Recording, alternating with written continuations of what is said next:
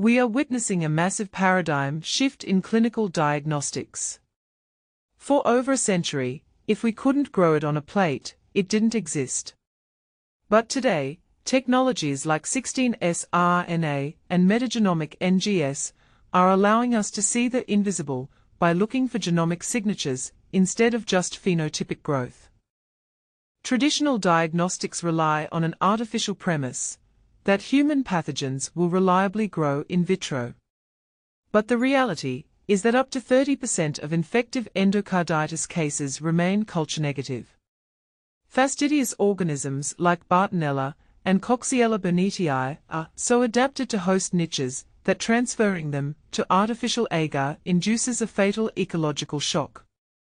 Why do these plates stay empty? Because of the VBNC state, viable but non-culturable. Triggered by environmental stress like sublethal antibiotics, these pathogens flip into basal maintenance metabolism.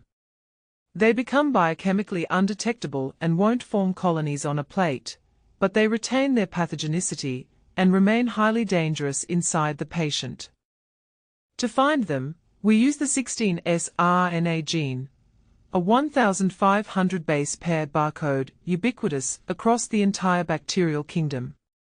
By using PCR to directly amplify this gene from a clinical sample and matching its hypervariable regions, V1, V9, against global databases like GenBank, we achieve exact species-level identification without needing any in vitro cultivation. The clinical data is undeniable.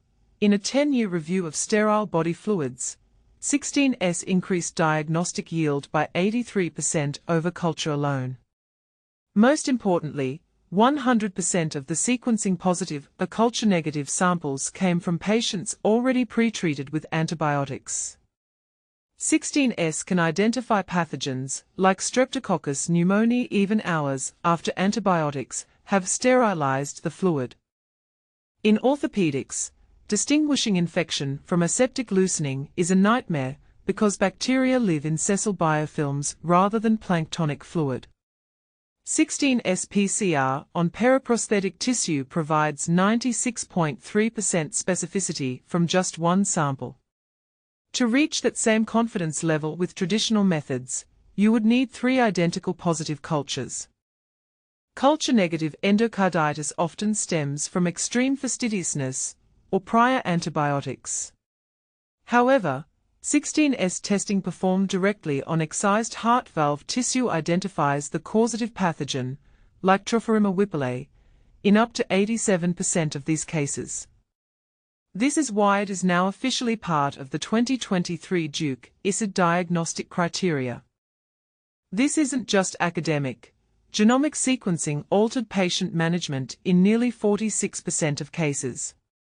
It allows for critical escalation, like adding metronidazole when it detects unculturable Bacteroides fragilis, or the confidence to de-escalate from broad-spectrum meropenem to targeted penicillin once a specific streptococcus is confirmed.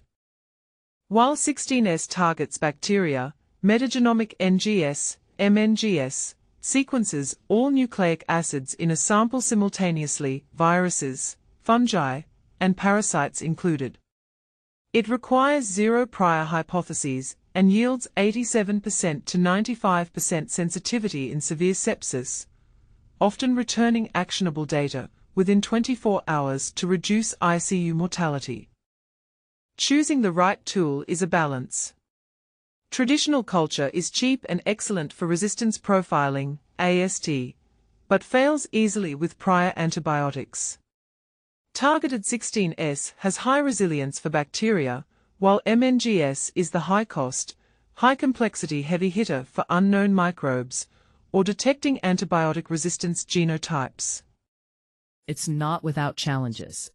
In samples like plasma, over 90% of the DNA belongs to the human host, which can drown out the microbial signal.